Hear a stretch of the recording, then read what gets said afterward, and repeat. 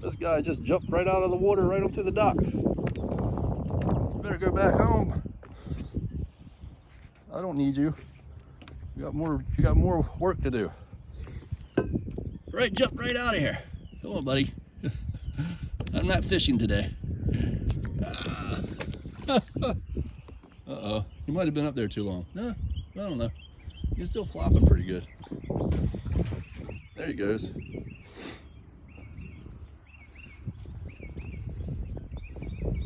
I think he's all right.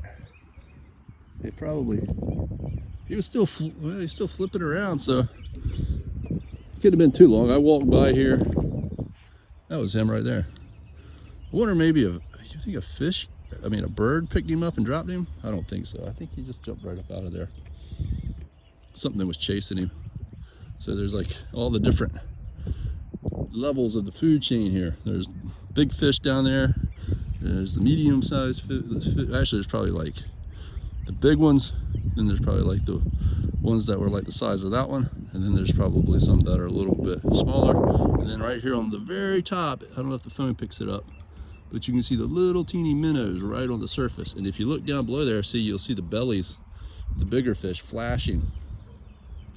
So maybe that fish that was flopping here on the dock, it might have been coming up to get a little fish and just jumped right up out of the water up into the dock. If you look, the flashing down on the bottom is the bigger fish coming up to get the littler fish. And there's even bigger fish down there. We know there's like the trout and the drum and that sort of stuff. It's like these different levels.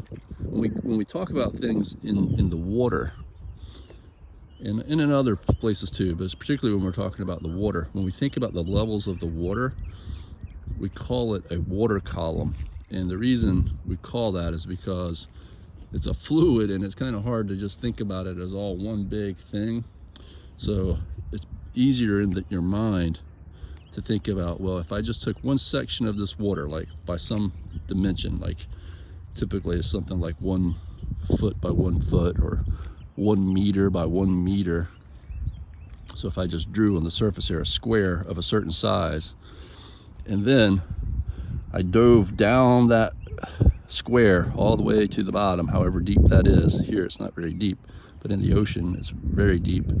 What will we see going down that one single path straight down from the surface all the way to the bottom? And so if you then could just in your mind imagine building a wall around that square, it would be a column, what we call a column, just like a pole, but it's imaginary in our minds. And we call that the water column, and it makes it much easier to talk about what we're studying. So, because you could think in this bay, for the most part, unless you're getting very specific about something, it's all pretty much the same. It's not exactly the same depth.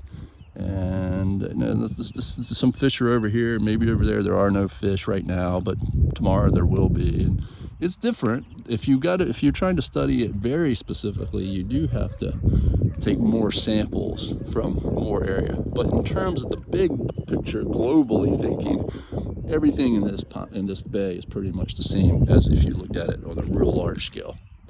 And so it's easier to just say, what is in the water column right here? Now, if we wanted to do a little more sophisticated study, we might go over there and over there and over there. And if we were just really studying the bay, and we would take a sample of the water column there and there, and we probably also collect something from the bottom, from the dirt down on the bottom, the sand, whatever the sediment is. Usually a sediment is when you're talking about marine environments is a better term, or fluvial environments, the sediment, whatever that might be. It could be mud, it could be sand, it could be rocks even. And the reason we call it sediment is because what's on the bottom here, and where you have water especially, or where you used to have water, is usually, at least the top layers, are particles that got carried by the water and then settled out from the water, rather than being like sometimes if you go someplace and you see a big rock sticking up out of the ground. A lot lot of times that's actually the bedrock. That's actually, or like in the mountains, you know, when you're climbing up the mountains, that's actually part of, you know, the bedrock. Now that can be sedimentary rock too. That's usually but if it's in the mountains, it's usually metamorphosed into sedimentary rock, and not, in other words, it was deposited a long time ago, and then all these geological forces, heat and pressure, time, chemistry, cause those sediments to fuse together. They, like concrete, and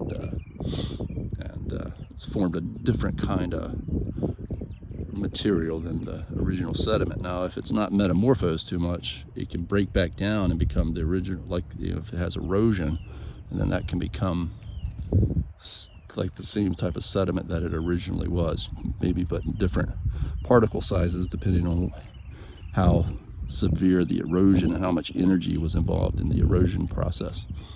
So, and then chemistry too.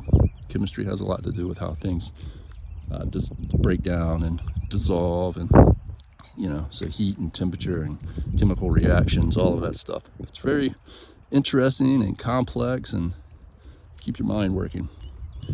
But anyhow, it all goes together, you know, it's all one.